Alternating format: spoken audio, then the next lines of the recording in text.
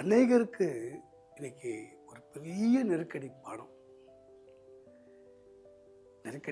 இது நிமித்தம் நல்ல உறவுகள், நட்புகள், மனஸ்தாபங்கள் ஆகிக்கொண்டிருக்கு.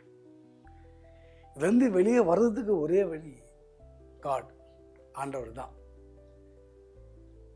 நீங்கள் பல விதத்தில் இந்த பண நெருக்கடியில் அங்கேயும் இங்கே ஓடி அலைஞ்சு என்ன செய்ய தெரியாமல் தவித்து கொண்டிருக்கலாம்.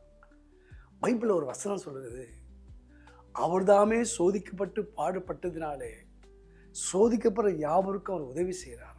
அதனால் இந்த இரவு அற்புதமான இரவாக இருக்கட்டும். எல்லார்கிட்டும் கேட்டுட்டோம், அவமானப்பட்டுட்டோம். ஆனால் ஆண்டவராக இயேசுக்கிட்ட ஒரு சான்ஸ் கேட்டு பாருங்கள், அற்புதம் செய்வார். உனக்கு மாத்திரம் எனக்கும் அற்புதம் செய்வார், உங்களுக்கும் அற்புதம் செய்வார். உங்களுக்காக நான் ஜெபிக்கிறேன். அன்பின் பிதாவே, என் ஆண்டவராக இயேசுவின் நாமத்தினாலே இந்த பணம் நெருக்கடியில் இருக்கிற பிள்ளைகளை, ஆண்டவர் என்னுடைய சகோதரர் சகோதரிகளை இயேசுவின் நாமத்தினாலே வர வேண்டிய பணங்கள், தாமதமாய் கொண்டிருக்கிற பணங்கள், ஆண்டவர் கொடுத்த பணம் திரும்பி வராத பணங்கள், ஆண்டவரை மோசடி பண்ணி ஏமாற்றப்பட்ட பணங்கள், ஆண்டவரை எல்லாம் இயேசுவின் நாமத்தை சொத்து வித்து வர வேண்டிய பணங்கள், ஆண்டவரே வியாபாரம் பண்ணி வர வேண்டிய பணங்கள், கைமாத்தா வாங்கி திருப்பி கொடுக்காத பணங்கள், இதெல்லாம் பிள்ளைகள் அந்த பண நெருக்கடியில் இருக்கிறாங்களோ, இயேசுவின் நாமத்தினாலே அந்த பண நெருக்கடிகள் மாறட்டும் ஐயா.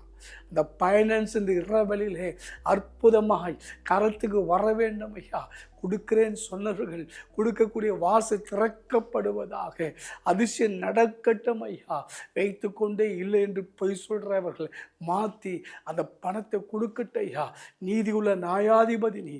ஃபைனான்ஸ் இந்த இரவு அற்புத இரவாய் மாறட்டும். பிளஸ்ஸிங் ரிலீஸ் ஆகட்டும், ஃபைனான்ஸ் ரிலீஸ் ஆகட்டும், தடைகள் நீங்கி போகட்டும், தாமதங்கள் மாறி போகட்டும்.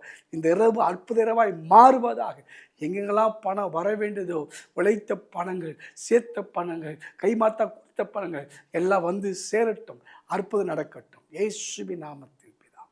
God plus.